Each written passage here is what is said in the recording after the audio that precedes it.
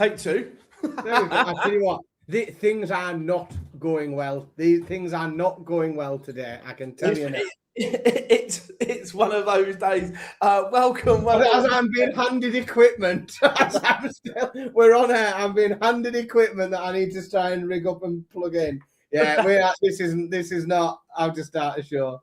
It's gonna be the best show we've ever had. It normally, Monday night, 8 p.m. can mean only one thing. It is episode 252 of the Live Lounge. Welcome, one and all, whether you're joining us YouTube, Twitch, or Kick tonight. We are going everywhere this evening. So welcome, one and all. We've been playing with some stuff over the weekend, getting the product out to more people, and it seems to be paying dividend, which is good. Myself, Phil Bars, and Dan Simpson here for the next couple of hours talking you through everything. How are we, my friend? Well, you say we were getting it out to more people. 10 minutes ago, I wasn't sure we'd get it out to anybody tonight. I was smashing until about 25 minutes ago when I decided I would treat myself to a shower and a shave. And I got and everyone in the house, I could hear like just a commotion everywhere through the whole house because the internet had gone down. Now, if like there's a few benefits of living in the middle of nowhere like me and in a nice little village, and your enemies can't find you as easy, and you can be you can be out of the way. But there's no phone signal, and when your internet goes down, like everything in the house stops working, especially your ability to stream live. So I was panicked, and it wasn't like it was something out in the network somewhere that had caused it. So it was like, look, the resetting wasn't working, and then the internet came on at 8:57. Sorry, 7:57. So it's been a bit of a chaotic last half hour. But other than that, all is well. The sun's got out. It's been busy week, but all is good. How's everything down there? You well? Yeah, not bad. Today, a bit of a weird one. It's been horrific until the last hour, and the sun's come out, and we've got glorious blue sky after needing Noah's Ark for the whole day. But yeah, it's Well, it was supposed to rain up. I was getting dead grumpy because it was going to rain, and I planned accordingly for a rainy day, and then it's been glorious up here. It's been dead nice. So somebody's got that rain that was meant for here. So if it was you, I apologise. It's been nice here though. Chat room, how are we doing? Let's jump into the chat room because it is random. On Dale, how are we doing? Kate is in. Bobsy Fraser, always good to have you in. Adam, how are we doing? Anthony, how are we doing, my friend? He's had a busy weekend. A very busy weekend. I hope you are back from Philly okay to the great state of Texas. Shelty, how are we doing? Wayne is in. Speedy Moose. Owen is in. James, Joel, Jacob, how we doing, lad? Marcus, Mark, how we doing? Daniel, Charlie, Kieran, it is rammed. Matthew is in. Gabby, how we doing? Rob, what's up, mate? Hope you're good. Chris is in. Warren, good evening. Philip, how we doing? Kelly is in. Stefan is in. Scott is in. It is absolutely chock block early on, mate. It's good. I'm loving it. Busy. And I don't know, perhaps that people have they find the lack of Premier League freeing. Maybe they think, well, we're not going to be discussing the Premier League for a change. We've got lots of other interesting things to discuss, and it's brought everybody back. Oh, see, we sent them a rain across the pond today. The rain's gone all the way over to Texas. It's been a busy weekend. It's one of those weeks this week, isn't it, where you feel like you should be in a bit of a lull because you just don't get a break after the Premier League. Like, you aim for the Premier League and you think, don't we think, well, once the Premier League's done, we can then we can think about other things. We can think about this, and we can start making plans. And then actually it doesn't let up at all, because even if you take if you take the World Series event away, there's Dev Tour events back to back. There's darts down in Chelsea. The CDC are going away. The Asian Tour's hammering away. We've got the World Cup on the horizon. It just there is no lull, is there? There's no let up. No, it's absolutely relentless. Chat room as well through the day. If you haven't yet, make sure you drop us a like and subscribe as well. That's the important thing on our road to 50k. We're trying to get there by the match play. That's the goal. That's what we're hoping to achieve.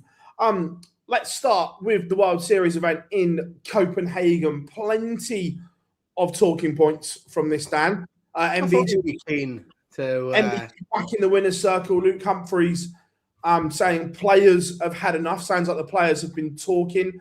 Does Copenhagen need a World Series event is the question. So where would you like to start on the World Series? Right, I tell you what, let's answer the easy question, right? Which is, does Copenhagen need a World Series? Like, I'll tackle the easy one. Now, I tell you what, I've been to Copenhagen, and it's a really nice place. OG, you will never beat OG Legoland. Like, OG Legoland is the best Legoland. Like, I don't care what anybody says. Give me Windsor, or like Windsor's nothing compared to the original Legoland in Copenhagen. Went on a ferry, fell off a bunk bed. It was a good trip. But what I would say, I love the idea of a Nordic Darts Masters. What I would do in order to continue to promote the sport and give opportunities to fans in that part of the world is I would personally move it. I know it's a bit complicated and things get booked well in advance, but I'd think about moving it around the Nordic states and maybe looking at visiting, if you want to grow darts in Scandinavia, then, like, to be fair, Copenhagen, whilst quite handy to get to from, say, the UK because of its because it's southernmost tip and it's nice on the coast to get over. I think that if you want to do what the World Series should do, which is promoting darts in those parts of the world and giving fans opportunities to come and watch it, then I think that, yes, there should be a Nordic Darts Masters, like the affiliate tour gets the World Series event, but I don't think it has to always be in Copenhagen. There's some very, very nice places in the rest of Scandinavia that would be suitable. I agree to a point. Look, if you're having it in Copenhagen, there wasn't a Danish player in it, which doesn't kind of make sense.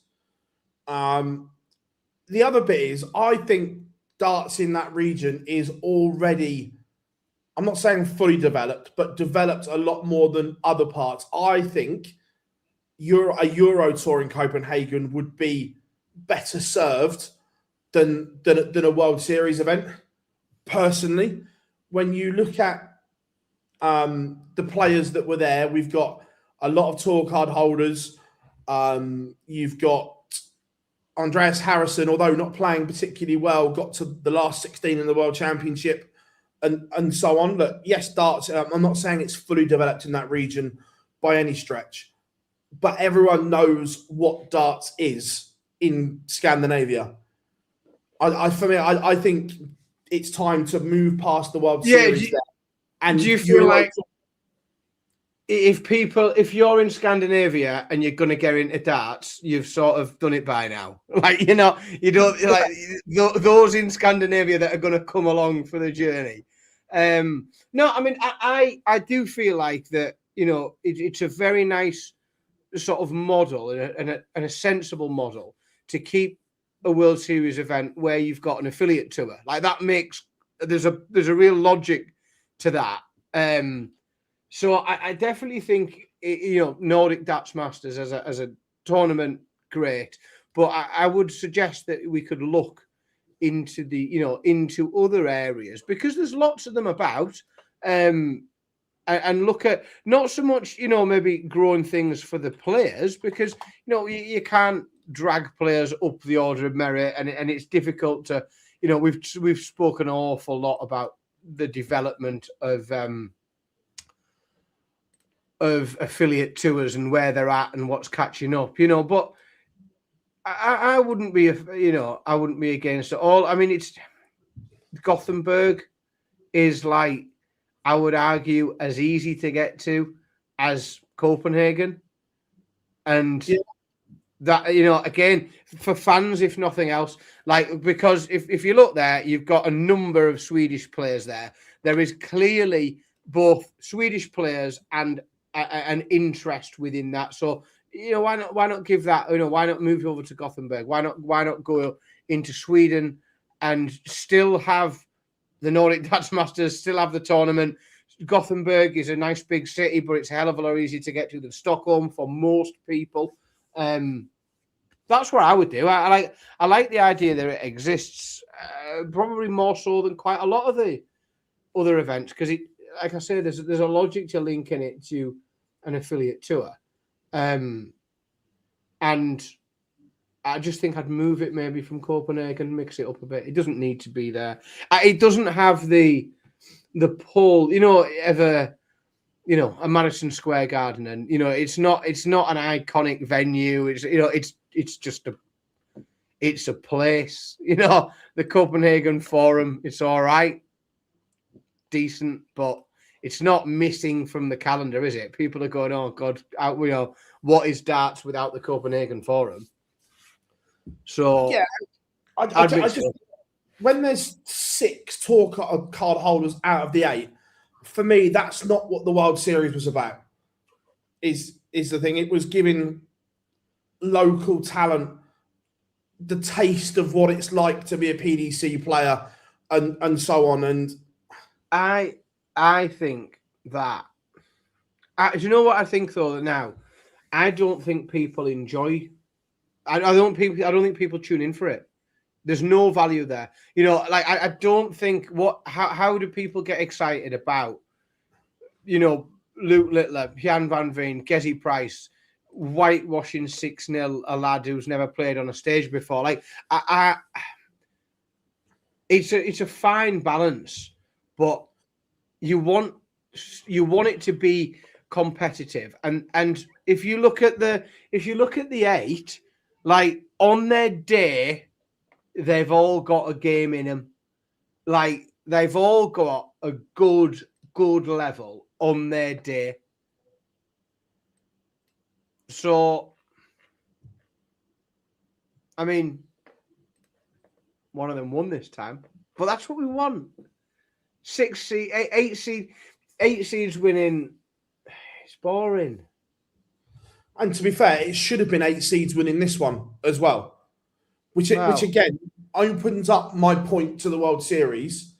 And I understand that the local fans want the best players. I get that, but send 4, and then 4 players that you think are going to be Premier League players in a few years to give them some stage experience, and where they're not quite to the level of the Premier League 8, 4 of the games might be a little bit closer, and so on. Yeah, the problem there though is the difficulty if you mix that up and you have those different players playing, and you have the people that are on the fringes, is it makes a right mess of the finals. It does, because you'll actually have some of those players getting beat. You'll have all sorts of rogues and randoms getting through in funny spots. And I mean, I've always I honestly think there is not, and this is a personal thing, and we can all have our own opinions, but I don't think there is a finals night/day trophy in darts that I value less in terms of it meaning something. Like if you say that though, you say that it diminishes, and I get the point where it could be mix and match, but that we're getting that in Australia this year anyway, because we know Luke and Luke aren't going, Michael's not going, Aspinall's made himself unavailable because they don't want to go. So you're sending players from outside the 8 Premier League players anyway. Yeah, but that's not out of want. That's not designed. It's still happening. But that's not being done on purpose. That's the difference. That's not being done on purpose. They would like all of those players to go. Oh no, I 100% they would. But are we getting to the point now where perhaps you have to say to these players, you either sign up for all 8 or you're getting none? Yes. I don't know how else you can do it, because what you actually do, like, let's be honest, like if you want it to be a proper tournament, which it isn't, because what you've then got is, and we've seen this, like we have seen, if you go back over the years, you find that every now and again, randomly, you'll find Simon Whitlock pops up in a final, and you think, why is Simon Whitlock playing the World Series finals? I'll tell you why it is, because no decent players went to Australia. So the Australians get a better route through than, say, and I'm not, we're not going to see any of the players from the local invites from Bahrain, are we? They're not gonna come and make the finals night, because all the lads are there to beat them up. So it's, I find, don't get me wrong, like, you know me, I love watching darts. And I like it when it's exciting, and I like it when it's interesting. But I don't, and we'll probably come to this, like it or not, when we get to MVG. I find it really difficult to attach importance to it. Like, it's as say to me, like, someone's won the World Series of Darts. Like, it's the equivalent of saying to me, like, you might as well have Big Johnny on, and he's running, and he's ran an exhibition somewhere, and they've done this tournament, and they played, and there's a couple of the lads come on, and they got to play some locals, and they played £3 each to have a go, and like, I just don't know what I don't get it. I don't get it. He's not coming. Rules and rules. The problem is, though, is at the moment you say you couldn't, and I'm with you. Like, the World Series finals doesn't mean as much as anything else to us, but in the PDC's eyes, it carries the same privileges as the match play, as the World. Yeah, but that, Phil, is, I mean, saying out loud. I mean, I know that you know how daft it is. I'm with you. I don't think it should, but now, the World Series of Darts carrying the same level of privilege and prestige as the match play is laughably absurd. In the PDC's eyes, right, it carries the same privileges, i.e., there's a big check, right? Again, it's not as big as the match play, but no, but it's a big old lump. I wouldn't give it back. And you get a spot in the Grand Slam for it, which is what a lot of the top players care about. But you look at most of the top players now, right, the Premier League's done, how do I get in the Grand Slam? Johnny Clayton right now, world number 5, isn't in the Grand Slam. So he's thinking, how do I get in there? The World Series finals gives me the same privileges as what winning that does. So if we're all saying this, do we have to downgrade the privileges of the World Series finals? I mean, well, yeah, I think it's a stretch to get a slam spot out of it, because because I think there are enough opportunities to get a slam spot right now. And when we've seen in previous years, we've seen people win 3 Pro Tours events and not make the slam. Well, if you said to me, James, they probably will this year because it's gone to 48. But I get the no, point. But like what I'm saying, looking back, if you say to me, well, there's a player there, Chris Dobie, for example, and he's won 3 Pro Tour events. Do I think he and that achievement deserves to be at the slam more than someone winning the World Series of Darts? I do.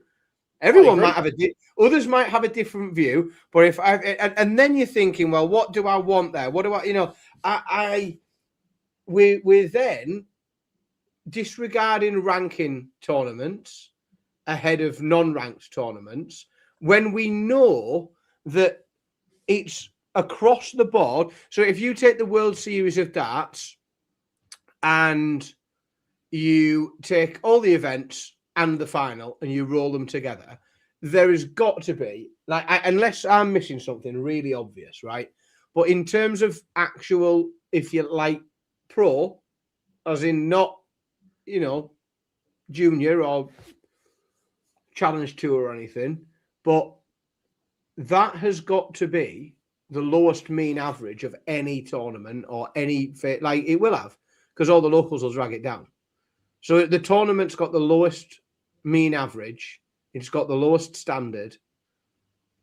how do you reward that ahead of a, multiple ranked Pro Tour events? I'm not arguing. I'm not arguing with that. But all my point is that at the moment, this TV event, no matter what people think of it, where they class it, how they care for it, in the PDC's eyes, it holds the same privileges. I love watching it. I think it's a great watch, and I think they do a bit to make. I love the ITV presentation. I think we've made no secret to that. Like, I absolutely love the ITV presentation. I think it's superb. Well, it's not ITV, is it? But the presentation we get on an ITV tournament is absolutely fantastic. I think it's really, really good. I think we're kidding ourselves, or anybody's kidding themselves, if they try and make those tournaments something that it's not. But it is very entertaining, very well put together, and a great watch. Like that, it's a lovely watch.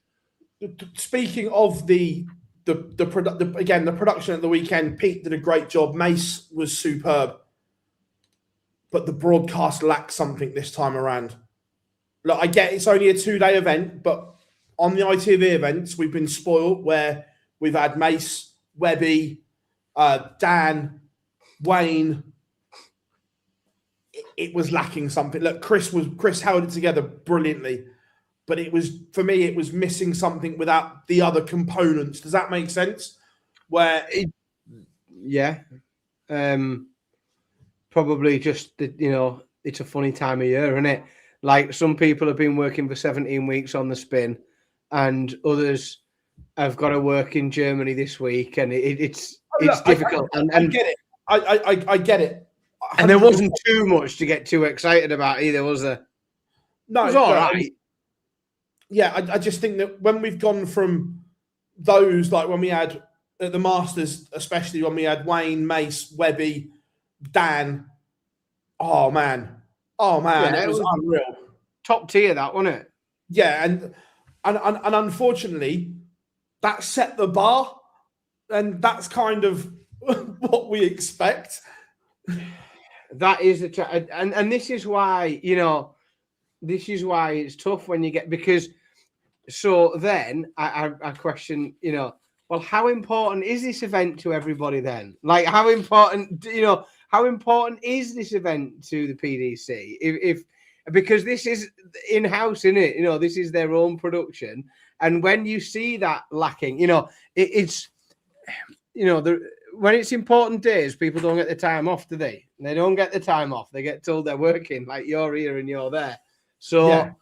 I think, in allowing that amount of talent to not be present, it's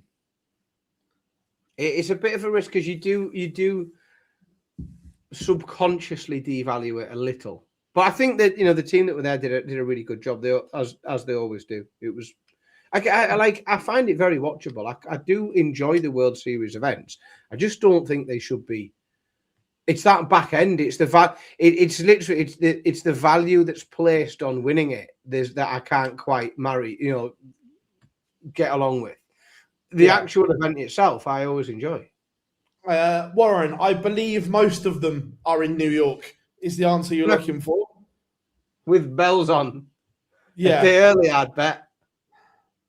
But yeah, Swiss Phil doing the World Series as well, and didn't put a foot wrong. And I've got to say, right now we've got 2 MCs that are very good. Like we said last week, I thought Lou Dog was flawless in the Premier League finals time, and Swiss Phil this week again was just Swiss Phil. So from going at the start of the year where we were like, okay, where's this going? Right now, we've got 2 MCs that are both knocking it out of the park. Yeah, it's this, isn't it? It's like, as Lewis, again, I can't say too much or too many good things about the way that because it's not just doing the job. Like, he's dealt with an awful lot of shit. A lot of shit. Some of it really unjust as well. Like, really but he's developed superbly. 100%. The actual darts itself, if you'd have said to me MVG would have won this event before the event, I'd have gone, I'm not sure on that. If you'd have said to me MVG's won the event after his first 2 games, I'd have said absolutely no chance. And then all of a sudden he found something, and this is what we've talked about quite a lot on this show: the inconsistencies of Michael van Gerwen. He's beaten Oscar Lukasiak 6-2, averaging 88. Look, there was nothing coming back at him. He was never in any danger. He's then won 6-5 against Victor Tingstrom, averaging 86. And he looked so frustrated with himself that I thought, get out of the way because someone's going to get chinned. But then in the semi-final, he goes and averages 101. And then he beats Luke Humphreys with a 98. And a clutch finish in the deciding leg. It's so Jekyll and Hyde right now that I don't think he knows. But when he gets it right, it is still there. But the consistency, the spectrum of his game has never been so big. Do you think that he's able to either play with a bit more freedom or relax in a way that he maybe doesn't elsewhere when it is an unranked tournament? You know, it is not. I know there's a check at the end, but you know, it's a fairly under the radar tournament. There's no big expectation on him. He's not defending any money. He's not defending his ranking. He's not dropping down a couple of places if he bombs it. You know, like I don't know whether there's a bit of freedom that comes from that. I'm not sure whether the Stiggy performance coming early on day 2 was probably good for him. Yeah, I don't know. He maybe just got enough time in between to sort of book his ideas up, get his head put on straight, and come back out. And he's played his way into it a little bit, but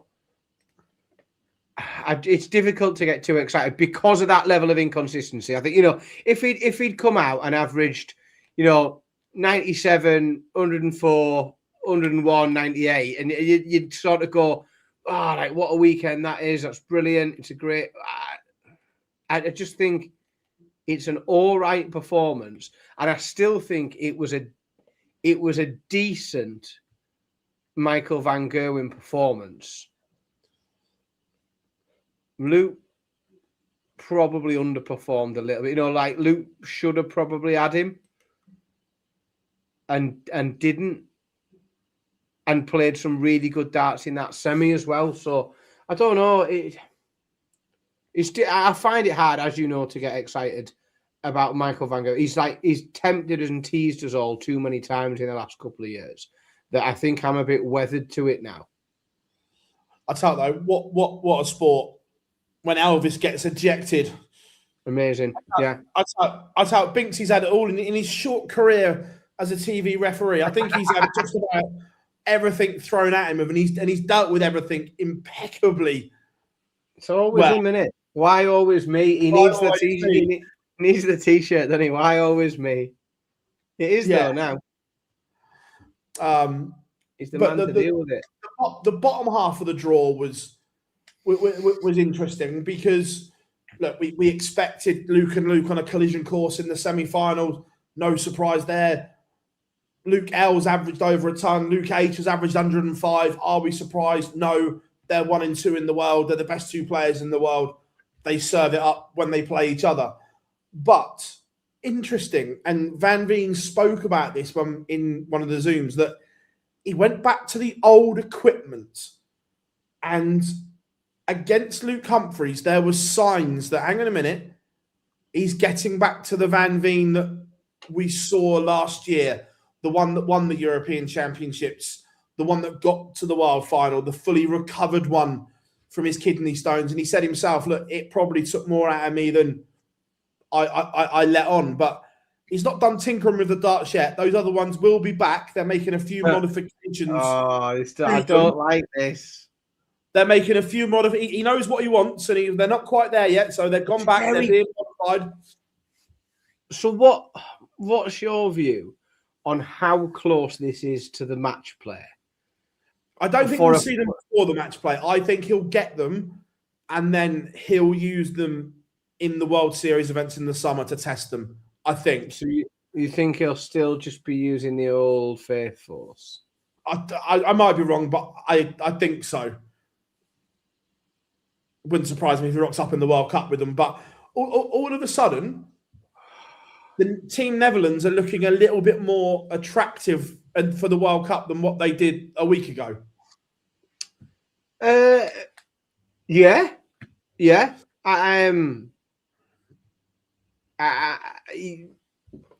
they're looking better today than they did last week. Yes, I still struggle to put them near my favourites to lift the pot, but yes, they are definitely looking better than they did last week. That Van Veen seems to have made some progress. Yeah, we'll come on to the World Cup in a short time, but I want to pick up on what Luke Humphrey said in his runners-up interview on the stage with Swiss Phil, where obviously he was whistled and he was heckled in important times against Michael. It happened not just to Luke Humphreys, but many players during the tournament. And Luke Humphreys' words, us players, we've had enough of it now. Now, we've heard players come out and have a go at them, but that's the first time that it's been collectively put, us players, we've had enough. Are we getting to a tipping point with this now? Yeah, we are, when players we know, and Luke is one of them, will say no to these events. Like, we know that we know there are players that will say no to these events. We've seen them. We've talked about it. They're not going to Australia. They're not going to So when you start to lose your big players from those events, they become a lot less viable. You're going to sell less tickets. Less people are going to be inclined to tune in, and therefore your sponsors will probably not be particularly happy. So, like, it is a sliding scale, and there is some player power. There's certain areas of darts where there isn't a great deal of, sort of player power, and the players are a little bit helpless in terms of the rules that are made. And yes, often they benefit those at the very top, so those at the very top tend to keep quiet about it, and don't speak out as much. But yeah, I do think if we start to lose more players, we've talked about the absence of the biggest player in the game in Luke Littler, and the absence from certain tournaments in Germany, whether it's certain Euro Tour events, whether it's Players Championship events, and we've talked about the effect that it has, him not being at events. I think Luke Humphreys is probably not too far away from saying that he won't play in a lot more of these events. Might not want to play them next year because, realistically, if he is, plugging away in these events, traveling over, going over that, goes out in the quarterfinals, right? Let's say quarterfinal, because he's going to meet, in the quarterfinal, he's going to keep bumping into Littler and Price and Johnny Clayton and players that will, 50-50 him and go back. They'll keep exchanging wins and losses. So that's $5,000. He's going to probably start to look at it and say, well, if I make a quarterfinal, I've got $5,000. Well, better off doing something else. Probably better off doing an exhibition that weekend. I think we'll start to lose more if it gets worse. And what I don't know is how the problem is, and this, for every one player that doesn't want to go to one of these events or play somewhere like that, there are 2 or 3 players that would jump in at that spot immediately. Correct. And that's the problem, is that if you took the top 20 who aren't there and said, Luke Humphreys ain't going, who wants to go? Most, maybe not all, but there'll be a few blocks to take that spot. Virtually every hand goes up, doesn't it? Virtually every hand goes for a big list of reasons that isn't just an opportunity to bag a few grand. And that's the thing with, why does Luke Humphreys need to be on the World Series? Well, as long as he plays a couple of times, he knows he's going to get to the finals, because none of the locals are winning. So he knows he's getting to the finals. So if he doesn't play the rest, well, What's he missing out on? Well, he's still going to be in the Premier League. You know, he's still going to be in all the things that he wants to be. He's not losing anything other than the potential money he may or may not win. It's whether or not other players carry on with that. And that's, you know, when he says us players, I get it. And I understand, you know, there probably is a grumble between them all in the practice room of, you know, where they're saying, I'm sick of this. This is shit. Can't be arsed with this. But then I don't know how many of them would be willing to really, like, cut their nose off to spite their face, you know, to actually say, well, I'm not going then. Right. We've seen Gezi and Stephen Bunting refuse to restart their match until said whistler was chucked out. Do you think we are close and we will see a player walk off? Yes. And perhaps is that the next thing that players walk off in protest? So my theory, Phil, and it's just a theory, of course, but this is my theory, right, if you fancy it. The World Cup is very soon, and we'll talk about it a little bit later. And I have two theories. So first of all, Germany tends to have a bit of a reputation for whistling in the crowd and people shouting out and doing their best to put people off a double. It seems to be something that's a little bit more culturally accepted on the continent. Second of all, I think there's maybe a bit of psychology or a bit of sociology involved at the World Cup, because I think that's a very big decision to make on the telly, on a stage, on your own, when you're a player on your own. I think when there's two of you in a doubles match, it's much easier. You are much more supported in your decision, even though it's only a two-person team. But to say to each other, look, this is absolutely outrageous. We can't do this. Should we go off? Like, when two of you do it, I think it's a bit more like people will feel more willing to do that, if that makes sense. There's less pressure on one person to act and make a statement. And I think it's a more comfortable environment when it's doubles to do it, because you've just got that extra support of your partner and the other two on stage as well. So I wouldn't be surprised if we saw it this week. I wouldn't be surprised if we saw it at the World Cup. Wouldn't at all be surprised, because I think there'll be some teams that get a whistle and a boo here and there. And I think some of those teams have maybe a more experienced player and maybe a little bit of a younger player. And the more experienced player might say, no, I'm not having this. This is really, and you know, and you've got like a lot of these teams, the terminology might not be quite right, but you've got quite an established leader in quite a few of them. And, you know, there's a lot of these doubles where you can pretty much pick out who the dominant leader. Yeah, it's not always the highest ranked, but like there is an alpha in a lot of them, isn't there? There is a clear leader, and I think if one of them gets a bit of stick and gets sick, then he could pull his opponent, or his partner with him, and off they go. But it wouldn't surprise me. It's then what happens next, because you've got people watching TV. Like, you've got nobody wants their nobody wants their live sport interrupted on television. Nobody wants that to happen. The broadcasters don't want it to happen. But however, I'm not sure whether or not, Phil, there ends up being something.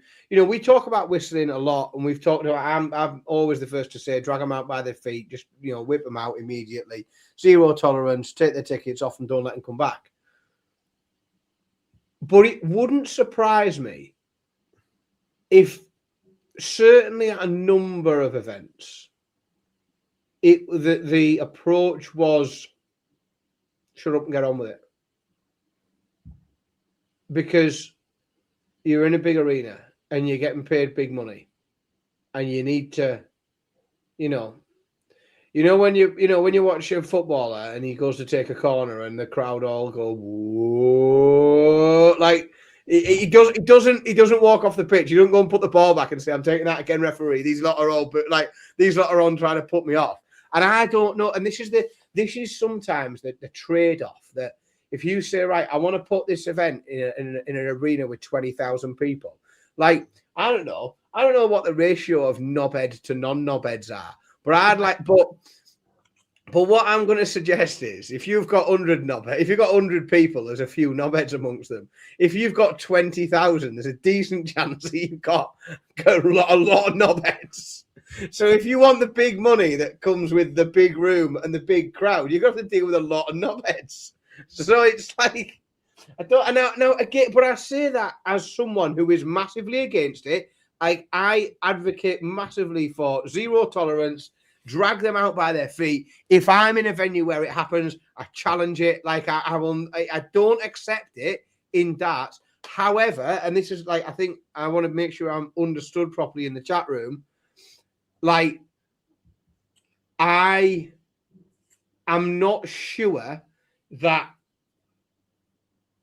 long term that will be fully supported by the PDC, and that they, it might be that, when it's the Premier League or when it's something that we don't go as hard and we let the crowd have a bit more, because it builds that atmosphere. And the last thing you want to do is to start A, dampening the atmosphere, B, making people not want to come back. Like, so I'm not so sure that the world will take the same view as I do on it, and that it could end up just being quieting down a bit. Yeah, no, look, it's interesting. I just thought Luke's wording was interesting, that we've had enough. It was not I've had enough, this is wrong. It was the collective, I thought was... It's how many people, and it'd be interesting because you're going to speak to them, and I'll be interested to see how many more of them will come out and say, yeah, me too. And agree with him and sort of stand up and say that. Because I know that he doesn't worry about his spot there. And a lot of the other lads do. Yeah. Yeah, look, it's interesting to see how this goes, because it's quite topical in the last few weeks. We saw it in Sheffield. We've seen it a couple at the O2, where Luke Littler gave it to a few of them in the front row in the semi-final. We've seen it again here. It's almost every week this is happening. It's something we talk about a lot, but it's a bit boring. But we do talk about it a lot more than ever before, don't we? Now, we used to talk about whistling once a year, and now it's like pretty much every week we're talking about it. There's always something has either happened or someone's worried about it happening, or it's becoming boring, and I can tell you that. Yeah, I don't disagree, and I'm interested to see where the breaking point for this happens, because Gezzy's not scared to walk off. That's for sure. I don't think Aspinall would be. I think Humphreys would now as well. I think MDG is just that thick-skinned. He couldn't give a fuck and just gets on with it. So it's an interesting dynamic, how and where this goes, and I think we'll see more of it towards the back end of the year because of the tournaments that we've got coming up. The match play is usually okay, but then after that, you've got the European Championships, the Slam. And so on. You've got tournaments where it happens more and more. I actually think one of the tournaments that it least happens at is Minehead. Yeah, but again, see the two tournaments it happens least, right, Phil? I'm not saying that I'm doing my bit to police this, but Minehead and the match play, and what two tournaments? Where do I not miss? Where am I ever present every year? I'm doing God's work in these venues, mate. I'm there dealing with it. This is the problem, is in venues where I'm not. Like, if I'm there, it's not happening. We're not having it. We won't tolerate it. So if I win the Euro Millions tomorrow, is there a figure that will tempt you to come to every tournament? Yeah. There is a figure. It's my annual salary, but with my pension contributions and my there's a I'm on a final salary pension, so like I can get my accountant to do the maths. There's definitely a figure, believe me, there is. I tell you what, I am looking forward to out of this World Series. I thought of it the other day straight away. Not anymore. That was a long time. It's 10, 15 years since I've worked at all. I've grown out of it. I am looking forward to, and I'm sure you've put a bookmark somewhere on the 2026 Nordic Darts Masters, because I reckon in about February next year you're going to be scrambling to defend the selection of Michael van Gerwen in the Premier League. And while everyone keeps shouting that he's not won anything since 2021 or so, and I'm waiting for Phil Bowes to pull out the hang on, they're flicking through piles of paper. There was the Nordic Darts Masters. That's got him his Premier League spot. He's in the Premier League. Before we go on to the World Cup, James has obviously mentioned in the chat room, there's a change to PDC ticketing, and I quite like this change. I think this is a productive change that now PDC annual members go into a ballot, which I quite like. Instead of that scramble on whatever, normally a Monday, when everyone tries to log on 4 hours before to get their place in the queue, I quite like this change with the balloting system. Well, the thing with the ballot is, it is far less stressful in the moment because you haven't got that. So first of all, you naturally, if all the tickets go into a ballot and you give everyone a week to buy the tickets, or whatever time you set on it, what you do immediately avoid is all your servers crashing because everyone's going on at the same time. You do stop. There is nothing worse, right? I can't think of anything worse on the internet than being stuck in a virtual queue. Like, I've not even left my house and I'm still stuck in a queue. It's awful. So you remove all of that because you just allow people to enter the ballot, and then you send them an email to say whether they've got tickets or not. And if they haven't, they can grumble and be furious about it. But then but that hasn't been compounded by the server crashing 3 times and they've waited in a queue and they've had to take a day off work because they've had to sit there pressing refresh on their computers. Now, it's like anything, in it, and unfortunately, everyone is a victim of the success of either the sport or the sports team, or that they try and or want to go and support. I'm on the season ticket holder waiting list at Newcastle United. I have no idea when I might get one. Could be 10 years. Like, I've no idea when I'll get one. I have to pay every year to be on that list, by the way, for each of the spots. So me and me 2 lads, like, I have to pay annually just to keep our spot in the waiting list.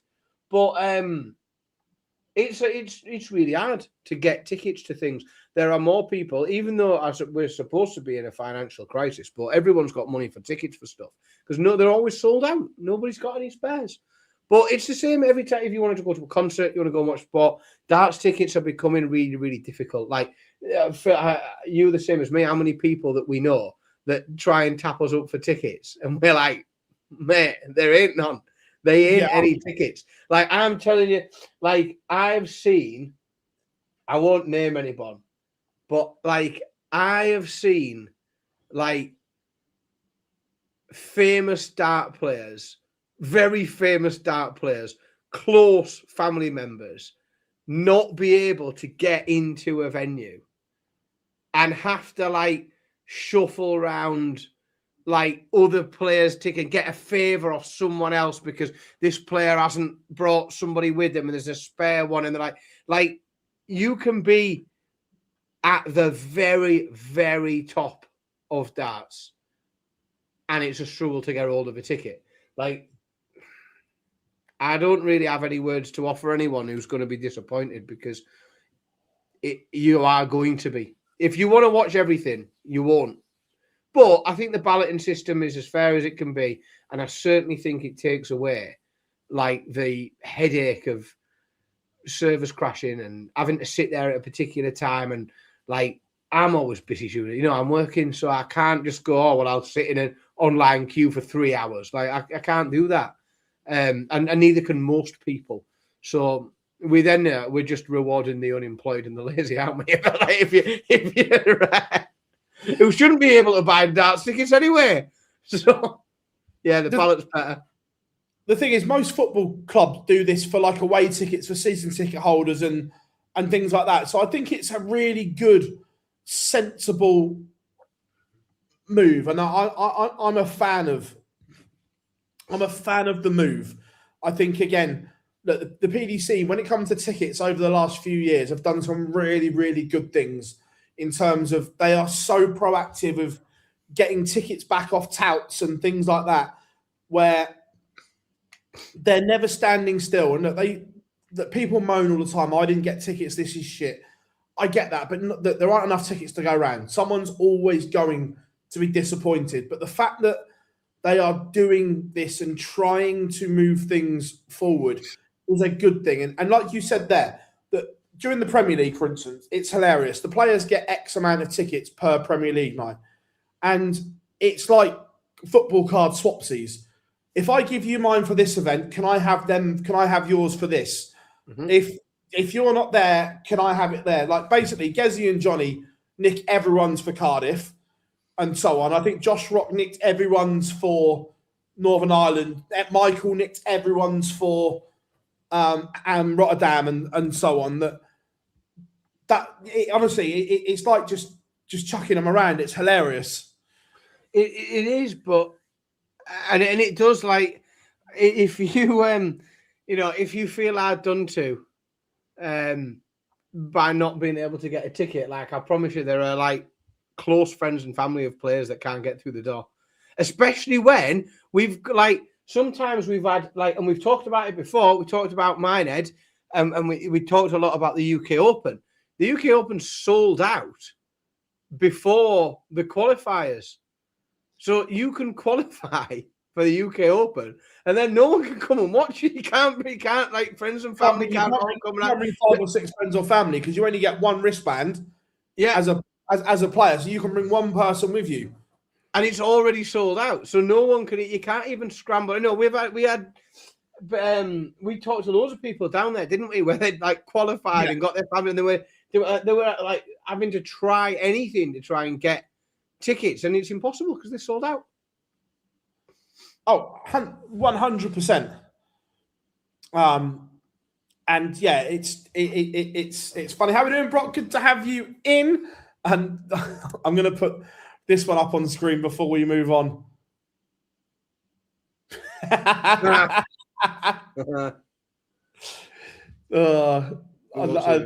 love that.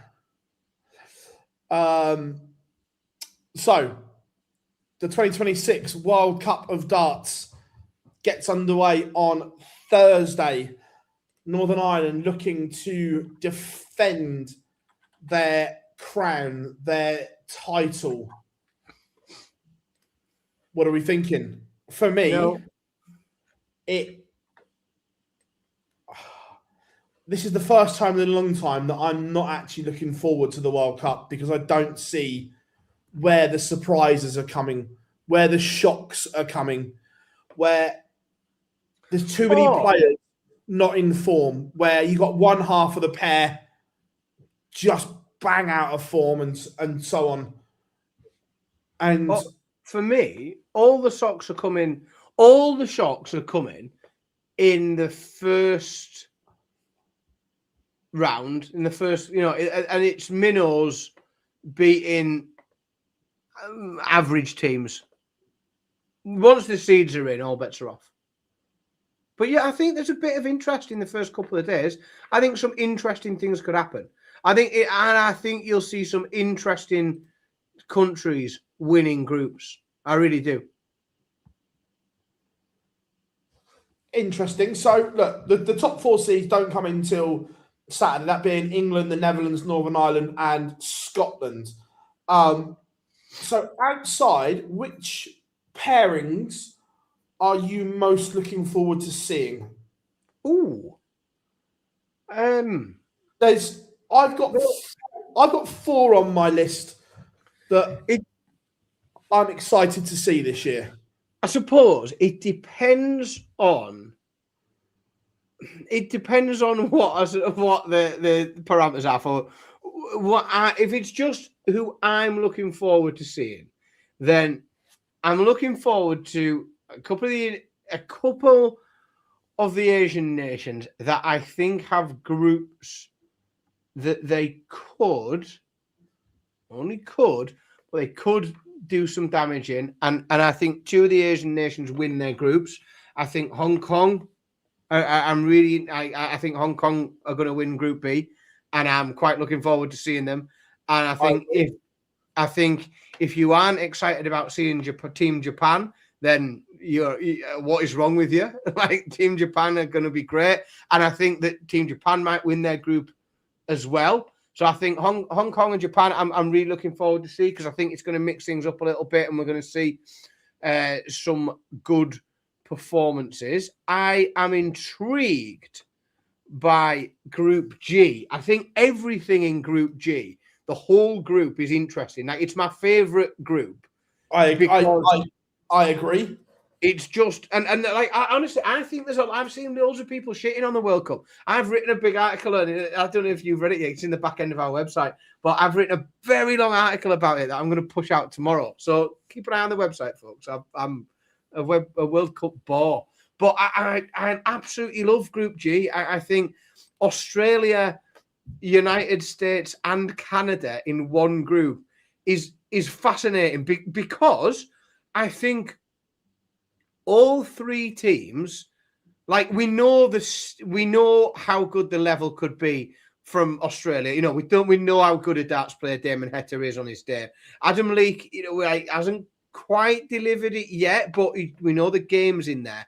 But, like, that team of Adam Cerveda and Sto Bunce, the levels that they are capable of achieving is very exciting. And I think that the Canadian team of Jim Long and David Cameron, that is like, I think it's incredibly steady. I think it's a very stable. I think the other 2 teams could maybe go up and down, and they could have a great game and a shit game and a great game and a shit game. I think Canada will be pretty consistent in terms of, I think they'll both produce about the same level, and I think they'll catch it early and stay there. I think it's a fascinating Group G. That's really interesting. But then I think that New Zealand are an interesting team to keep an eye on.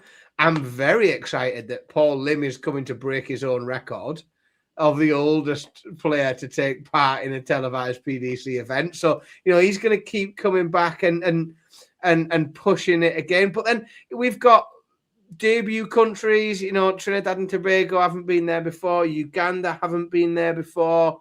There's one more. Who else is the other one? Is Mongolian debut? Is that the 3 debutants? I know there's 3.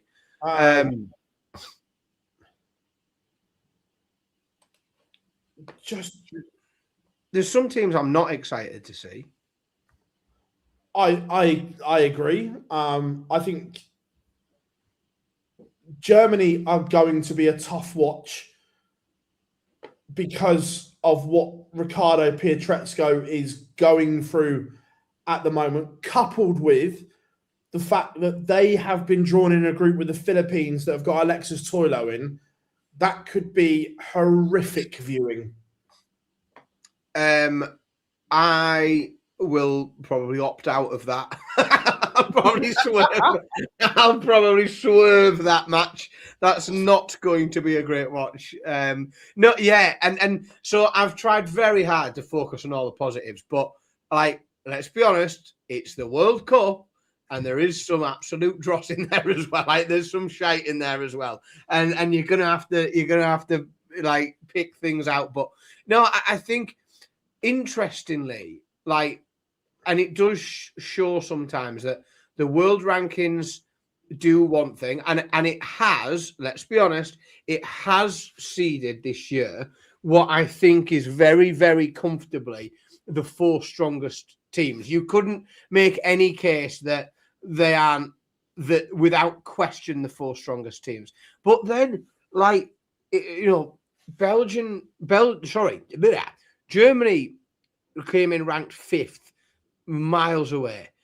Belgium ranked 6th. You know, Dedeker's been bang average. Dimitri's had 3 good games in 2 years. We don't know what we're going to see from Team Wales. It could be a one-man show. It could be great. But then a lot of the interesting teams where I think people are going to do some damage, like they're on the unseeded nations. I think there's a lot of crap teams that are seeded and a lot of good, talented players that are unseeded. One for me, I am excited to see Poland. Look, we know Krzysztof Ratajski is a great player, but Sebastian Białecki at the moment is in the form of his life. 38 games he won in a row on the Dev Tour. He is playing himself into contention for the match play at the moment. I'm excited by the number 9 seeds in this. I agree. Yeah, I think again, it's really difficult to pick a pair or even like just on paper that beat them outside the top 4. And let's be honest, we have seen it. We've seen it loads of times. Seeded teams in the top 4 have a shocker, have a stinker, or just get edged out because doubles is different and it's hard. It's not easy. These guys aren't used to this on the stage. Like, yes, they've all played doubles matches. They've all done it, but they're not doing it week in, week out on a stage with a crowd where it means something, representing their country. Poland are a real. I don't even think they're a dark horse. Like if I was to rank, if you said to me, I mean, you know, if I was the bookmaker, I make Poland the 5th favorite. That's my. Well, they've come in. I've got Poland as 5th favorite. They've come in from 50s to 20s in the last week. Yeah, that's because too many people are talking about it and it's ruining the price. People need to shut up. Yeah, some of us wanted to reback. If you get all piped down about Poland, that'd be smashing. Yeah. Also, I'm looking forward to seeing Czechia because although Gavlas is a tough watch, he's playing well. And played gorgeous in the Dev Tour the other day. And Sedler-Box plays to a decent level as well. So I think Czechia will be a danger in a group. I think they top fairly comfortably. I think they beat India and Denmark. I don't think there's an issue for them there, if I'm being honest. It's difficult to when you look at the talent in the unseeded nations, it's very hard to wrap your head around Finland as a seeded nation, isn't it? Yeah. Especially in that group. I mean, Group L, that is poor. Finland, Norway, Hungary as a group is crap.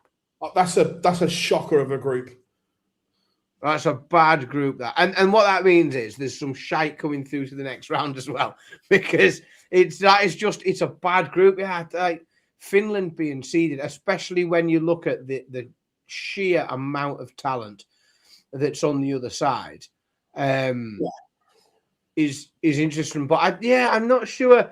I think that Latvia have been quite fortunate in the draw. I don't think they'll get a lot coming back at them from, unfortunately, because I love to see the Italians do well, but I don't think they're at the right level.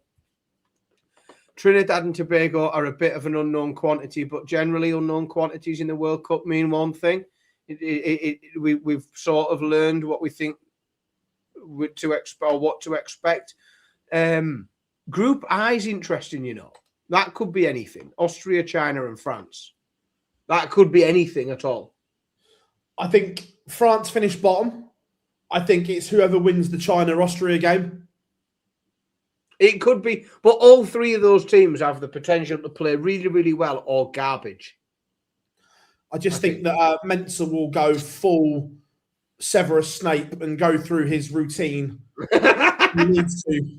We could see anything from him, couldn't we? We could see the worm. We could see he could be crawling across the floor. I fully expect him to go through the full repertoire of dark arts when needed. Yeah, but you know what? I don't think he gets at the Chinese through that. I don't think that works on the Chinese team. I just think they might be completely immune to it, too dialed in, too focused. Yeah, Menchia is just, there's someone asked in the chat room. Menchia is once again playing with Rusty Jake Rodriguez. Yeah, Swiss Phil. I'll ask Swiss Phil for you, Rob, and I'll let you know how we're pronouncing them. But for now, the Mongolian lads. That's what they're. For the purposes of this show, we'll call them Dave and John. Yeah, Dave and John, the Mongolians. Yeah, for the purpose of this show, they're Dave and John. Mickey Mansell switches sides. He's represented Northern Ireland before, but he puts on the Republic shirt for the first time. Now, does he make the Ireland team better? Yes. Does he make them more watchable? No. I mean, I don't know what else. I don't know how to. Yes, that's perfect. You've summed it up perfectly, Phil. Yeah. They are. And the thing is, as well, that could be a day. Now, they should piss through their group. Again, I don't know too much of what to expect from the Ugandans. It'd be amazing if they can come and throw something super, like if they can knock something amazing in. I'm not so sure the level that we'll see will be competitive against the Irish team. And whilst I would love to see another Paul Lim TV victory, I just don't think the game is there to compete against the Irish lads. I think they very comfortably win the group and they can produce a decent level. And I think they've probably got a decent rapport between them. They could be all right. They could be decent. I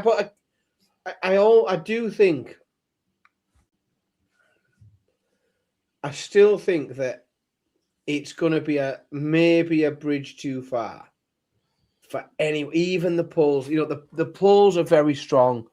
That Irish team is decent. Johnny Clayton, I suppose, Nick Kenny. Nick Kenny is a good darts player, right? He is a good darts player, but he isn't Gerwyn Price. Correct. And Johnny Clayton is but one man.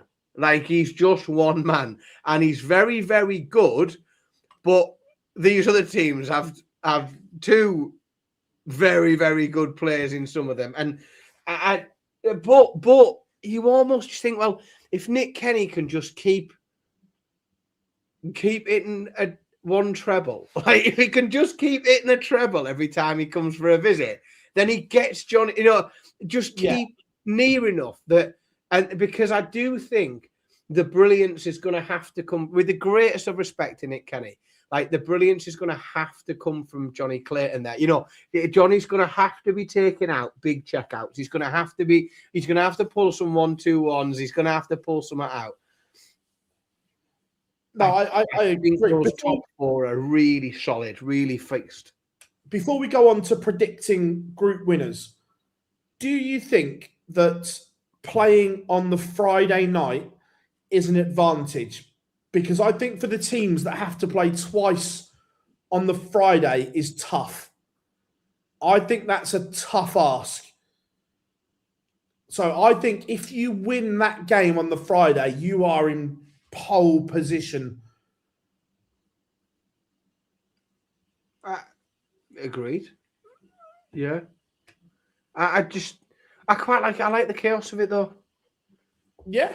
I like the chaos of it. I like the disjointedness of it. Sometimes I think it adds to the interest. I think it's fun. I love the World Cup. I've always liked the World Cup. I think it's mint. Right. Chat room, get involved as Dan and I are going to do. We are going to go through the groups, Dan, and I want your group winners. So, A, Germany, the Philippines, and New Zealand. I'm here for it, Philip. I'm here for the chaos. I like this group. I'm with you. This is one of my favourite groups. I'm here for the chaos, and New Zealand are going to win the group. I'm going. I like Ben Robb and Johnny Tata. I'm excited. I think I'm with you. I think New Zealand top the group.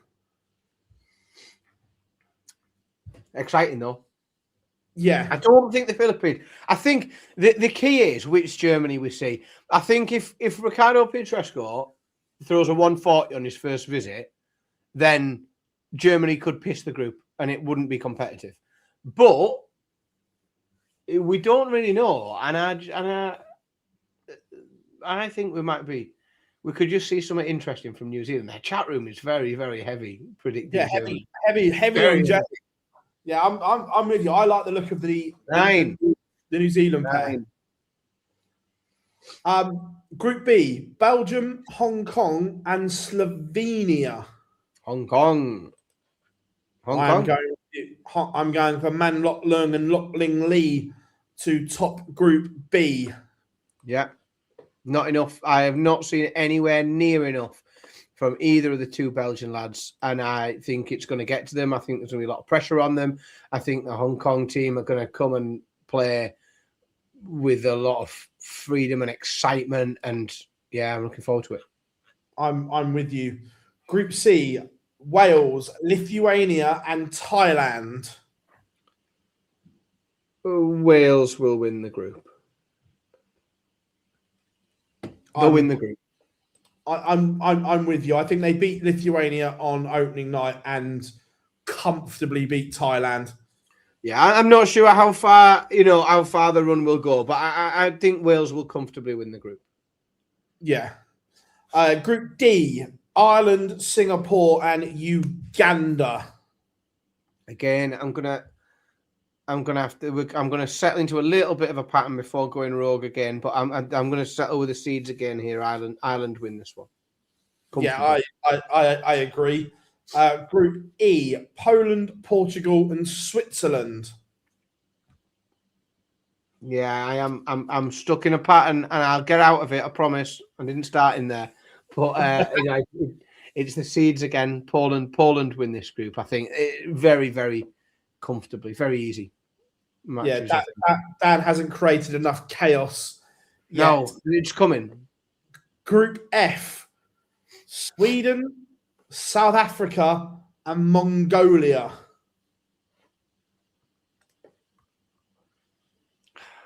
I feel like I'm being really boring now, and I don't like it. But it's Sweden. Sweden win. Jeffrey de Graaf has played some great darts lately, and I can't see them being challenged. But I'd love to see Mongolia win it. Dan says, do we get a Jose miscount? Absolutely, we get a Jose miscount at some point, and he'll blame his partner for it as well. Yeah. I am going for a bit of an upset in this group. Oh. I am going for the African Warriors. There's something about this tournament that brings the best out in Dev. Is he in any form? We don't know. Have I got anything to back this up? Absolutely not. It's always the best way to make a prediction, Phil. However, I just got a feeling that South Africa are going to pull it off. See, it's a fine line between manifesting chaos and looking a fool, and I try and skirt that line. I've stuck to a few seeds in the middle, but I went rogue at the beginning. Now there's time yet for me to. I'd say Oscar Lukasiak has been poor on tour this year, and although Jeffrey de Graaf has been brilliant, I'm going for Dev. I just want to hear a bit of waka waka eh. Yeah, you get a bit of that. You'll get a bit of that. Right. Group G. Australia the seeds. And then we get the North American pair of the United States and Canada.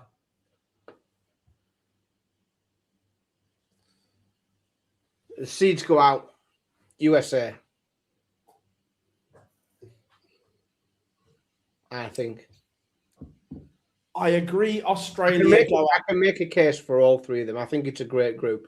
But I think USA upset the Australians. My concern and the reason I am going for this pair, I am going for the United States the same as you, because I think the Canadian pair might over practice between game 1 and 2.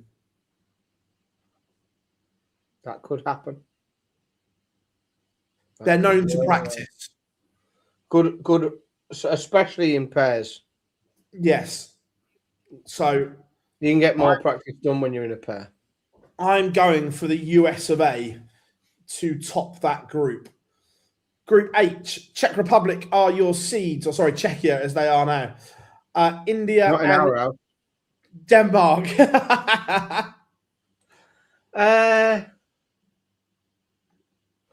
I would love to see India win this. I would absolutely love to see India win. But they won't. Yeah, Czechia will win. I agree. I think Czechia come through this fairly. Adam Gavlas missed last year, didn't he? He's back and he'll play very well. I think he's been playing superb lately. So yeah, I think he'll play well. Group I, Austria, China, and France.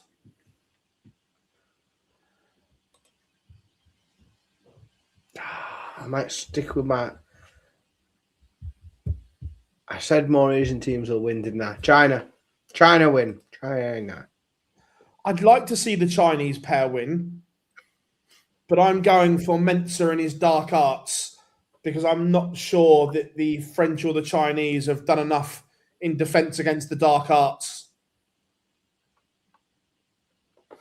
Austria beat them 2 years ago. Not the Chinese team out 2 years ago. 2024. Yeah, I would like China to win. There might just be a bit of revengey, you know. They've got, you know, the Austrians have sent them home very recently. I'm going to go China. I'm going to stick with it. Fairs. Group J, Latvia, Italy, and Trinidad and Tobago. Now, I'm not going to lie. I want Italy to win this group. 2 years ago, they made the quarterfinals. Italy.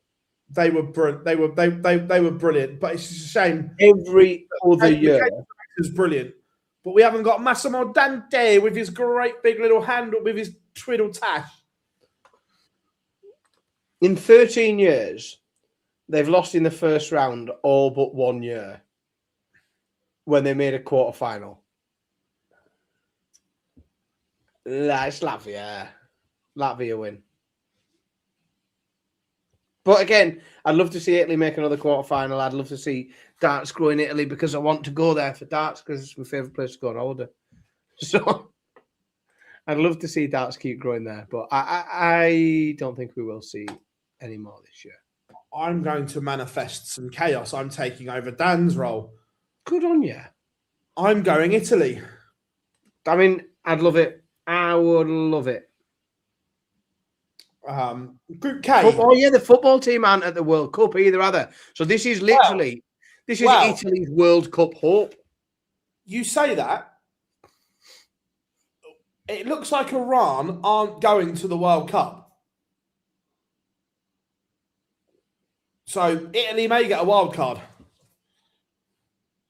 I mean.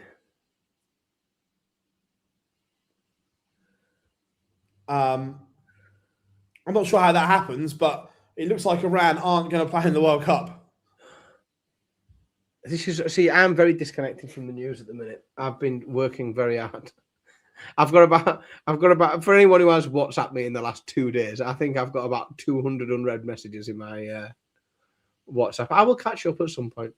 Back to reality. Or Rob, is that changed in the last 2 hours then? Because the Iranian sports minister went on live TV and said the Iranian national team will not be playing in the World Cup. So Trump come out and said that they're more than welcome to play.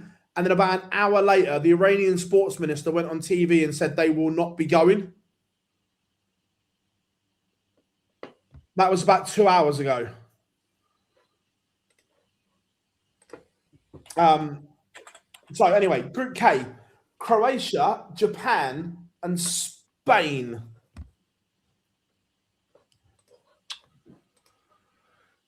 Oh, I think this is there could be some great games here because the Croatians are no mugs.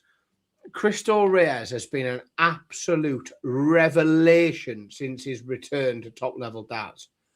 And again, if you can't enjoy the Japanese team, there's something deeply wrong with you.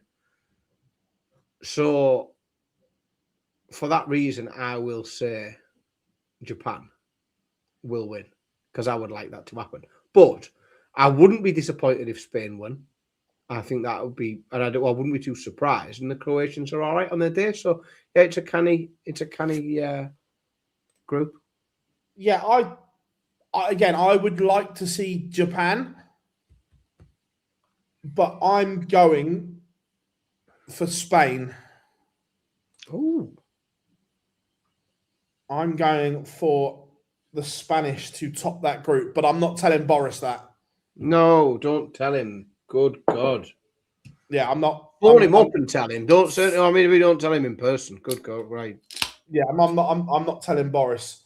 Why has nobody thought to make Boris in charge of stopping people whistling at darts venues? There's a way to eradicate it overnight. Just put Big Boris in charge of it. Just make him wander around with a T-shirt on saying "No whistling." Group L, Finland, Norway, and Hungary. Good luck, whoever picks the right ones out of this.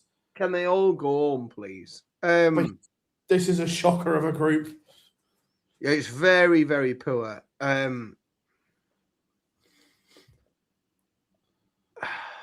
mean, bugger it. Hungary, because I don't know. I can't make a case for Finland. The case for, I suppose, the case is maybe, I don't know, equal. I'm going. It's very hard. I'm not Norway sure. Just to be different, but I don't say that with any confidence. No, I imagine that. Michael, thank you very much for joining the OD Club, mate. Massively appreciate that. Oh, good on you, mate. So, the next question is obviously we don't know who's going to be drawn where, but when the big four come in, do you see anyone stopping the four getting to the semi-finals? I think that if Poland play very, very well, they could beat Northern Ireland.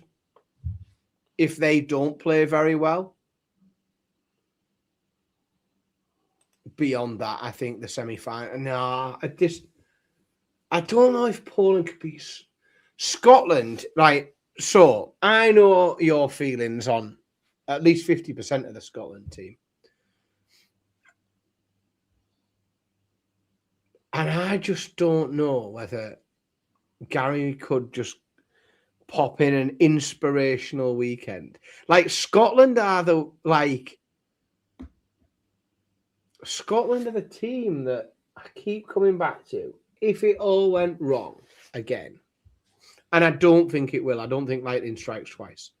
I genuinely believe we won't get a repeat of last year. If we did, Scotland could.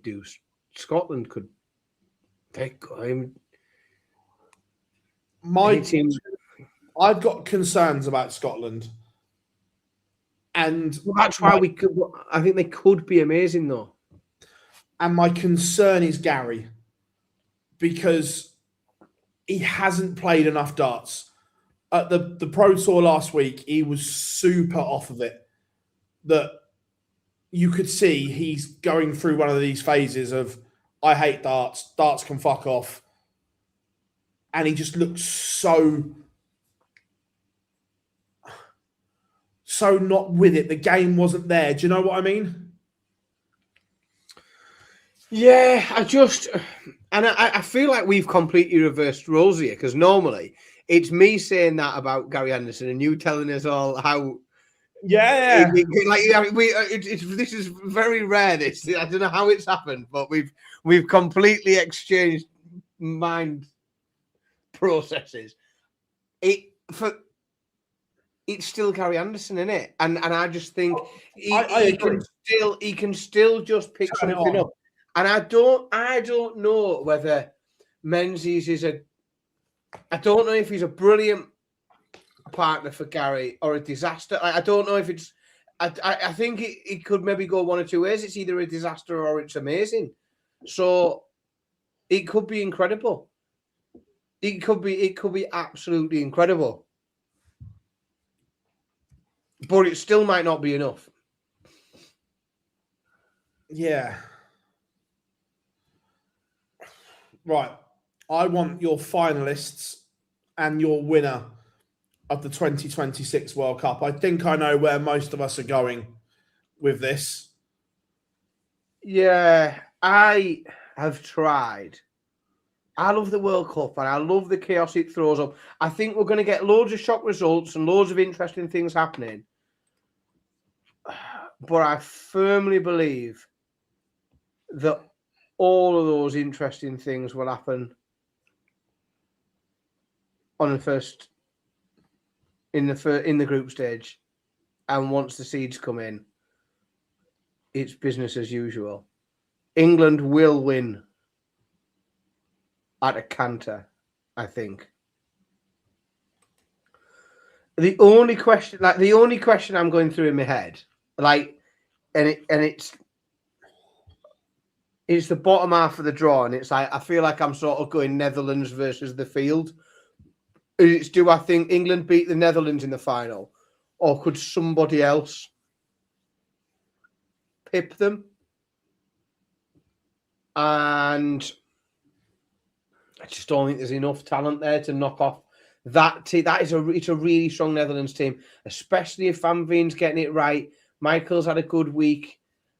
England beat the Netherlands in the final. I'm with you. I don't see how it's not that. I can't see. Yeah, I can't see a world in which England don't win it. No, I look. I don't understand how it could happen. I know everyone's calling it the dream team and so on. And look, they didn't get it right last year, but I don't see I'm with you. I don't see lightning striking twice. That no. Luke Humphries is in incredible form at the moment. Littler does what Littler does, and it'll annoy him that this one isn't on the CV, and I think it will be come Sunday night. Agreed. Yeah, I think I just can't see. I can make a case for virtually any other upset. I just can't for that at the minute. And I tell you what would make it, and it's a real frustration, I think, to fans of the World Cup, and like the lack of Gezi Price really does change that, because I think with Gezi there,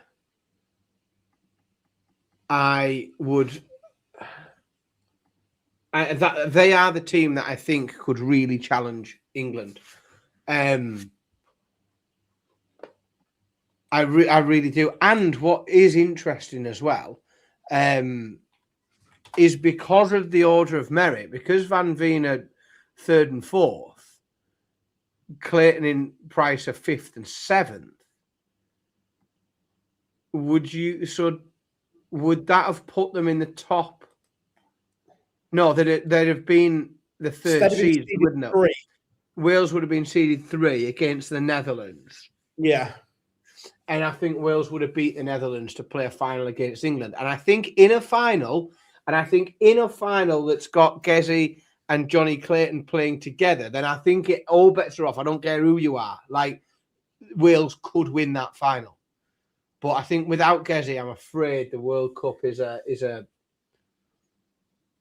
much less exciting prospect at the back end of the tournament, I'm afraid to say. Yeah, I completely agree. I just think the Dream Team get it right here. I think they've learnt from last year. And yeah, I think the Dream Team win. Right. Let's talk Sebastian Białecki and his development tour. So the young Pole was incredible. 38 games in a row he won on the Dev Tour. He's currently top by an absolute country mile. Now, this could be the last time he plays on the Dev Tour because he is currently 65th in the live order of merit. He is only £1,000 behind Thibaut Tricol. So come the Pro Tours next week, Sebastian Białecki could be a top 64 player, meaning he will be ineligible to play on the development tour. But the damage is already done. It looks like he's got his world spot sewn up, his slam spot sewn up, and so on. But you think of the standard on that Dev Tour at the moment, to win 38 games in a row is nuts. It's outrageous. And he's honestly, the only way is up. You know, you mentioned there, like his world spot, his slam spot, Players' Championship finals. He's going to Minehead as well. I think he's qualified, or you know, he's a hell of a player. And he has been, you know, he's not new. You know, we've seen him for a few years. We've seen him at Modus. We've seen him in and out of different things. But he really is now starting to establish himself as a very, very consistent high-level player. Rather than a player that we knew, which he's been for a long time, a player that we know has got that game in him. But we weren't seeing it regularly. I mean, you couldn't make the case for that now. It's always seeing, like, there hasn't been a dip yet for some time. So really, really interesting. I'm very excited because he's got a really high ceiling, you know. And like you say, once he establishes himself, and he is, you know, he's playing in everything. You know, he's playing Players' Championship finals. He's playing the World Championships. He's playing the Grand Slam. I believe he's qualified for the next Euro Tour. No, he's not. He's in the one after, so he misses the final one before the cut-off for the match play, which is it's tough on him. Got you right, but that means he's still, you know, but it means he's playing in a Euro Tour, which means he's picking up more money, which means he's got a chance of playing the European Championships as well, and another opportunity to earn some money. Like he's a hell of a dart player. Like again, we're starting to see more and more though players go on these runs, these really solid runs of really high level, and we're just seeing his. I know we've got the undefeated streak, but it's not just that. This is becoming longer and longer and longer of him competing at a really high level against very, very talented. Like, it's difficult to understate the depth of talent within that Dev Tour order of merit. Like, there are, I mean, we've talked about so many of these players in here so much. The likes of Jeroen van der Velde, Cam Crabtree, Charlie Manby in there. There's so much talent. Adam Gavalas has been playing amazingly, and he's a mile off the top because the talent there is so deep. Seb Białecki is a real talent, and in the next 3 or 4 years could be one of these. But I tell you where I think he's going to follow, and I think it's the right way of doing it, like the professional way of doing it, is like the sort of almost the Kevin Dukes track of just becoming very consistent, winning a lot, getting a card, winning regularly, being competitive, then just starting to, first of all, appear in everything, just to make sure, you're at the World Championships, you are going to Minehead, you're playing in the Slam, you go into these places. And then when you start to get there, you pick up a win here and there, and then you start to build, and you build a base upon which to then defend your ranking, because you're going to be qualifying for these things every year. So you've got that baseline of money that you're going to be picking up as round one money. And I think he's going to build a real good base, but very exciting. But there are another 10 players that we could also rattle off and say, well, he's an exciting young player. But exciting pairing him with Ratajski on the cusp of the World Cup as well, because those two could do some damage. Well, we've got a couple in the chat room that if England win, the after party is at the Live Lounge in Spain. I love that. Phil, when we need to, didn't we talk the other day about having a summer holiday? We said we did talk about a summer holiday. We should have a summer holiday in the Live Lounge. We should go to the Spanish the Spanish version. Right, Buckers, I need you to get some information. If the Wi-Fi or if the internet is good enough, we will try and do one from there coming up. You better believe it. I'll get that. And also, love to have Mace in the chat. Mate. Great work at the weekend, buddy. I'm glad you loved the photos, mate. It was my pleasure as always. You know that, buddy. He got top marks from young Ted, who was only 6, on his shirt at the weekend. He had a particularly nice shirt on, and Ted called it out. We were sat with the pick and the dance on, and Ted sat up and he just went, "That's a lovely shirt." And he wears a good shirt, does Chris? He's known for that. Yeah, it was a good pick. If we can pull it off. Yeah, we've already got the guest list. See, it's on. How old are this? We're going to Live Lounge. Right. This summer's too late. 2027 Live Lounge live from the Live Lounge. Philip. Hang on, Philip. Didn't we so some people know that I've got a round numbered birthday next year. And it doesn't begin with a 5 for those. But I do have a round numbered birthday next year, and my entire year next year is filled with cool little trips here and there to celebrate turning 40. And I'm going here and I'm going here, and I've planned all sorts of little nice things. I reckon that a Live Lounge 40th celebration from the Live Lounge. From the Live Lounge. I don't think it gets better than that. Oh. Episode 300 as well would be about then, mate. This is gonna. Well, I've got to work out how to get cameras to Benidorm. We'll take a minute. I'll check a bag. Don't worry, I'll check a bag. We can pull this off. See, the thing is, you and I travel very differently. I'm going through business class. You're driving. You're loading the car up, aren't you? You're driving to Benidorm. But by the sounds of it, the chat room is in. We could be having a massive. We could be having a massive Spanish show. Yes. This is like I'm having. I think this is about the 6th little 40th birthday excursion I've planned. Have you got to get this past Mrs. S? Well, I've got an excuse. It's part of my 40th, isn't it? I didn't plan it. If anyone asked, it was I wasn't involved. I'm just going along. We've got a live show here, and Phil says I've got to be there, love. So I've got to spend 3 days in Spain. Yeah, and obviously there's the 40th UK Open to do, and the 40th match play, and all the other 40th celebrations to come to factor in as well. Yeah, it's a good excuse. It's a good excuse. It's working. But the other thing is, it's in a very expensive year next year because me and Mrs. S are the same age, and she's turning 40 as well. So I think she's off to. She's got a few things up her sleeve that she fancies doing to celebrate as well. Right. This is one for your summer.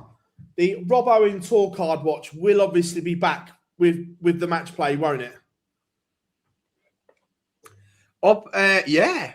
The Rob Owen Tour Card Watch will be back because he's managed to once again place himself right in the mix. He's currently in spot 67 on the. I tell you what, I tell you what makes me very sad and a bit worried is I mean, there's some players in and around that tour card cut off that is it harsh to say I don't mind seeing them there. There's others that.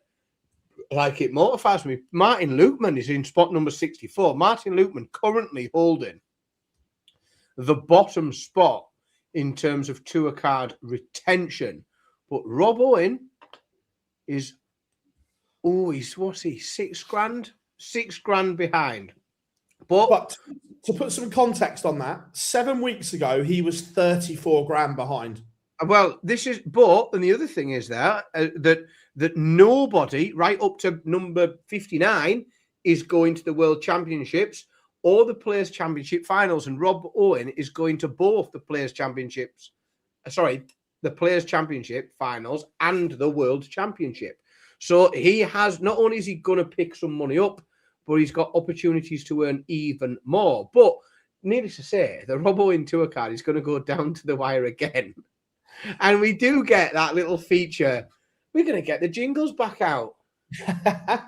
Although I'm not sure where. There is some players in and around that I think you're going to have to get busy again making jingles because, like, there is going to be, like, we love Martin Lukeman on this channel. Like, we're big fans of Martin Lukeman. We've had a lot of good fun with him at events. He's a cracking bloke. But sat in number 64, we're going to have to keep an eye on him. And I feel like the world is going to be watching Dimitri van den Berg, number 63 in the tour card race, when only 64 hold on to them. And some solid players underneath that are qualified for things that he hasn't. Yeah. Dimitri van den Berg is going to be scratching and clawing to hold on to his tour card.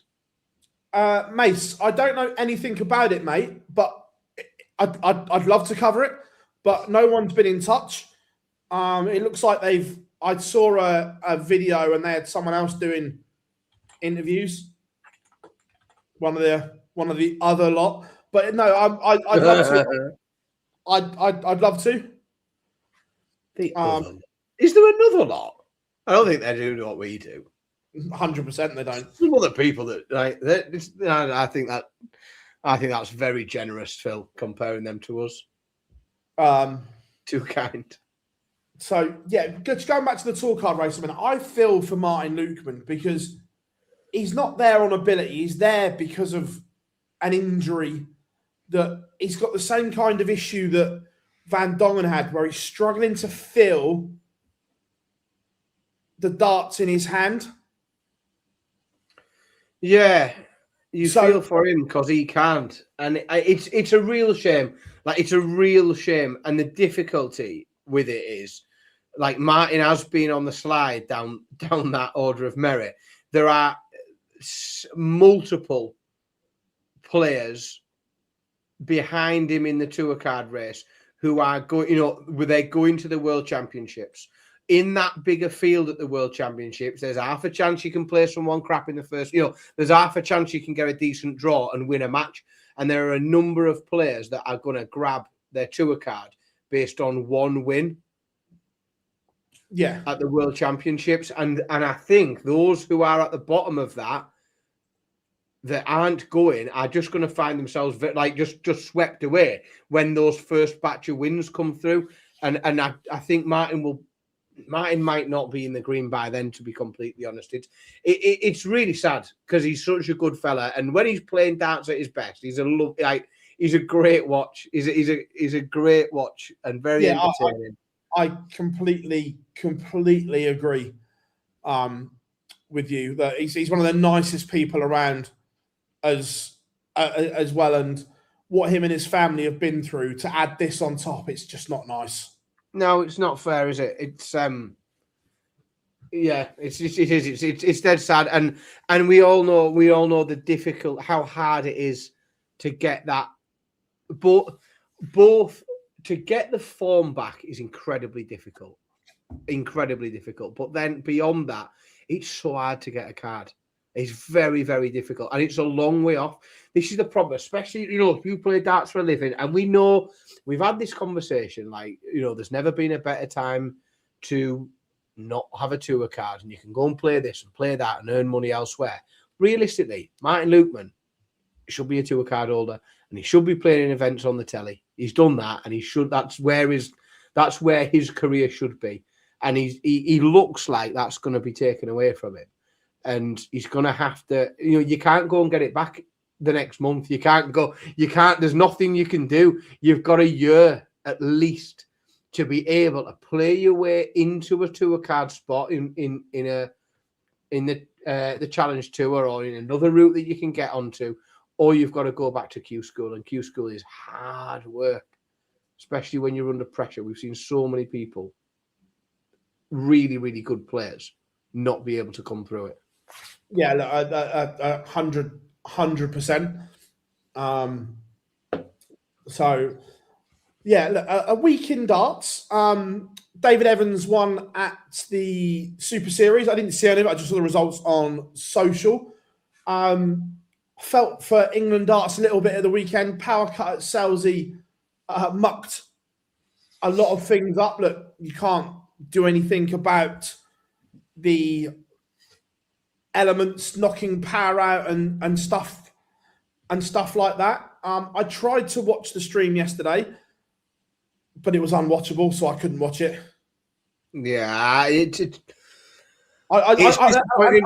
to watch it because I wanted to speak about it, but no, it was just unwatchable. And I think it's frustrating, isn't it? Yeah, same as you. Like, and I was getting messages from other people like that were trying to watch it and getting frustrated with the stream, and it just wasn't. Nothing was quite working as it should in terms of that stream and the interaction with it. Like when the video was working fine, the audio wasn't working properly, and then you'd crank the volume up, and then something would be the volume mixing went out. It just was, and I think that it's a shame for those that were playing on the stream, because that is, it's an opportunity for them to play in a tournament that's important, that means something, that lots of people are trying to follow, and that, not so much the casual, people like you and I, but their friends and family, that will wanted to have watched and see those games be played. I think it's a shame that they don't get that they haven't had that opportunity. I think there's an awful lot of expertise in how to do some of these things and how these challenges can be met. And I think there's a lot of people willing to help and support, because people don't want to see things like that fail. No, I genuinely tuned in because I wanted to watch it yesterday. Yeah, there was no PDC darts on, so it was like, right, I've got a chance that I can actually sit and watch it. Yeah, it's frustrating. I don't know what the answer is. Like, I don't know, other than reach out, get some help. Ask me. I'll tell you. Like, I don't know, reach out, ask how it should be done. Ask, I don't know, but it's got to be better. It's got to be better for the people that are playing. Like, they deserve better than that. And it's not that the thing is, in this day and age, it's so simple. The equipment that's required, the equipment that is required, and the level of complexity around using that equipment is so very basic.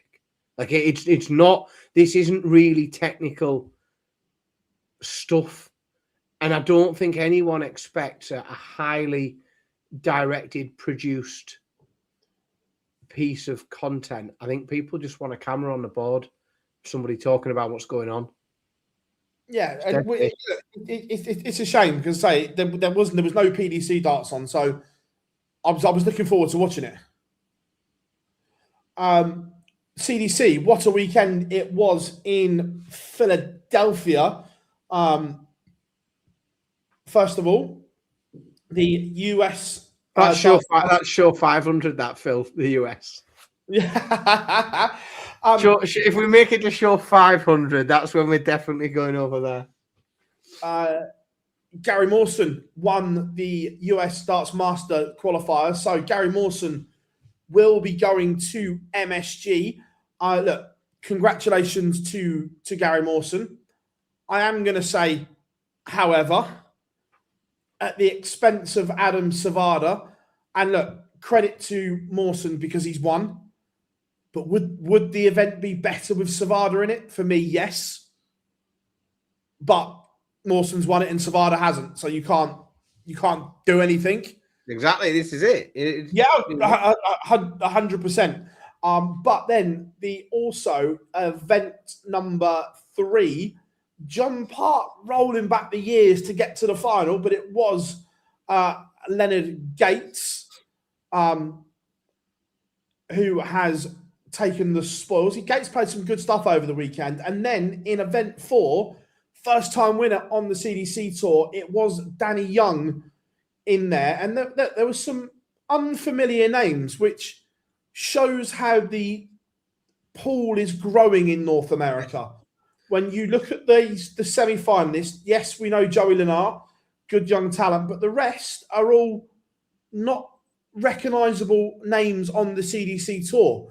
So it shows how well that is growing in North America. Yeah, and you hope that those players can take something from that as well in terms of motivation. You know, that it must be, I don't know, it's difficult. You've got to sort of break through, haven't you? You know, you see these names that everybody knows, and it's, you know, the same, you know, 15 of 16, you know, that regularly get through to the back end of these events, but that's not the case now over there. And you are seeing different players get through, and I hope they walk away from those tournaments thinking, you know, like I made a semi-final there. That's good.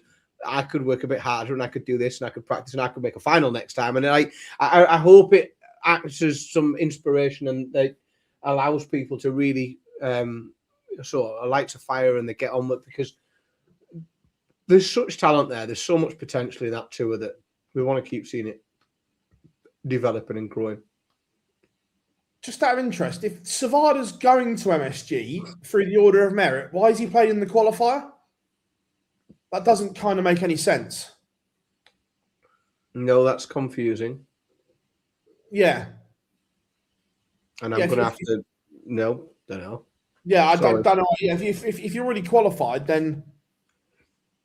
Yeah, no, but look, all in all, another great weekend for darts in North America. 5 streaming boards that I was flicking between, which were very, very good. Yeah, it's apples and oranges, I'm afraid. We've gone from a moan about the stream to look how good the stream is, and it really is a big difference.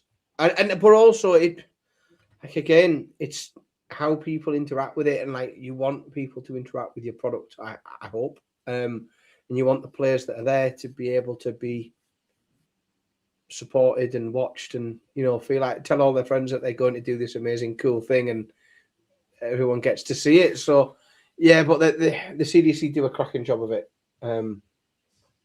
It's on the 100%. Should we get some questions? We've got 5 minutes of question time, Dan. Ooh, 5 minutes. So in that time, if you haven't yet, make sure you drop us a like and subscribe as we race towards that 50k mark. 50k. Is the match player is the target, isn't it? Yeah, 50k by the match player is the target. That would be that's the one we're aiming for and we want to do and get to. And we've also done it. So just for the record, folk, you will never see a post from us that's like a bullshitty, like, oh, enter this competition to win a set of flights, and you have to like and subscribe and tag your mum and 6 others, and like there is absolutely no like incentivized growth. It's all just people that want to subscribe. There's no scam growth in that. Predictions for the Football World Cup. I'm going Spain. Yeah, I predict, having watched a few England matches, or the last few England matches, and spent a lot of time thinking about that team that he's picked, I predict a rough summer. It's time my eldest lad starts to realise what it's like to be an England fan. He's 11. Like he's 11, and he thinks that like these last few tournaments, he thinks that's what it's like to support England as a football fan. Like he's in for a shock, and it's about time. Yeah.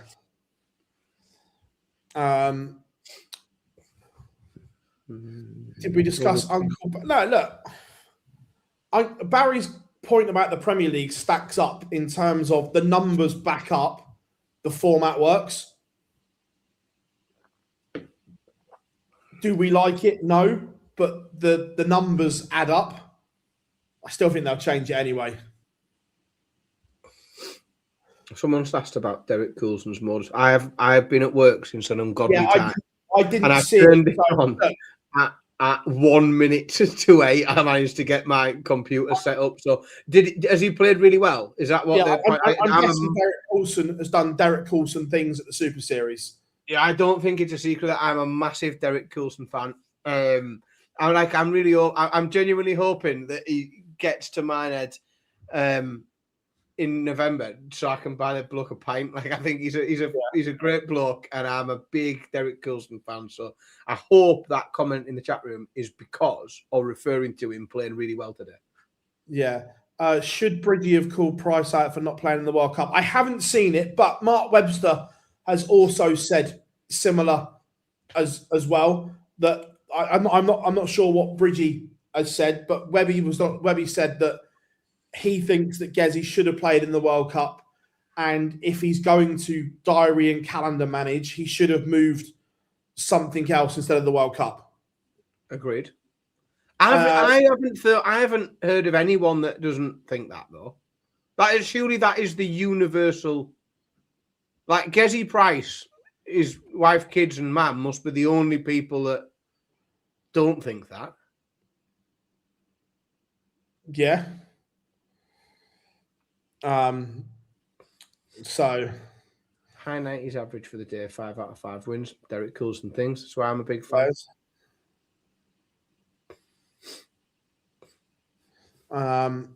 You guys are all absolutely smashing it today. Yeah, John Part was close. It's been good as always.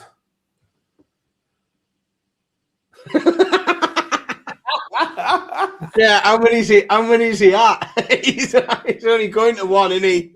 If that. Love that.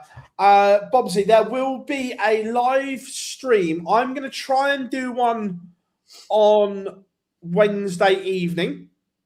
A bit of a chat and a chuck. And then I believe Dan is going live on Sunday evening. I had so much fun with you all when we did the Premier League final watch along. It went very well.